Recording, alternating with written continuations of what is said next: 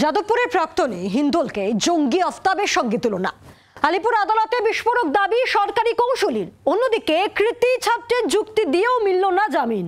হিন্দোলকে police হেফাজতে পাঠালেন বিচারক। গবেষকের সঙ্গে জঙ্গির তুলনা। আদালতে যাদবপুর বিশ্ববিদ্যালয়ের প্রাক্তনী হিন্দোল মজুমদারের সঙ্গে আফতাব আনসারির তুলনা করে শোরগোল ফেলে দিলেন সরকারি কৌঁসুলি, যা নিয়ে শুরু রাজনৈতিক চর্চাও। চলতি বছর 1 মার্চ যাদবপুর বিশ্ববিদ্যালয়ে বিক্ষোভের মুখে পড়েন শিক্ষামন্ত্রী ব্রাত্য বসু। মন্ত্রীকে হেনস্থা এবং তার গাড়ি ভাঙচুরের অভিযোগ ওঠে নামজড়া বিশ্ববিদ্যালয়ের প্রাক্তনী হিন্দোলের। অভিযোগ, স্পেনে গবেষণার কাজে যুক্ত হিন্দোলই এই হামলার মাস্টারমাইন্ড। গত বৃহস্পতিবার স্পেন থেকে দিল্লি বিমানবন্দরে নামার পরেই তাঁকে গ্রেপ্তার করে পুলিশ। শুক্রবার হিন্দোলকে আলিপুর আদালতে তোলা হলে সরকারি আইনজীবী বলেন, দুবাইয়ে বসে আফতাব আনসারি আমেরিকান সেন্টারে হামলার ছক কষেছিল, তেমনি স্পেনে বসে শিক্ষামন্ত্রীর ওপর হামলার ছক কষেছিলেন হিন্দোল। হিন্দোলের আইনজীবী পাল্টা বলেন, ঘটনার সময় আমার মক্কেল স্পেনে ছিলেন, অশান্তিতে তার কোনো ভূমিকা নেই। এই ছেলে আমাদের সমাজের গর্ব, যে কোনো শর্তে জামিন চাইছি।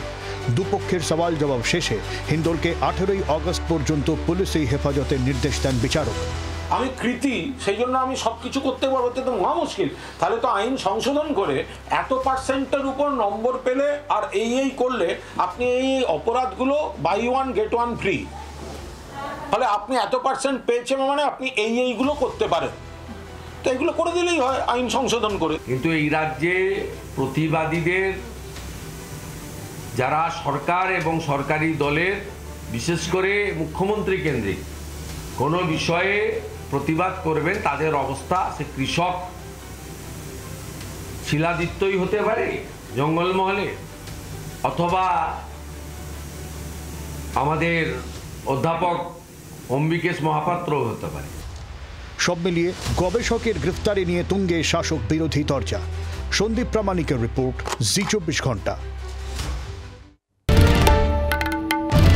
বাংলার আওয়াজ, বাঙালির আবেগ, জি 24 ঘন্টা।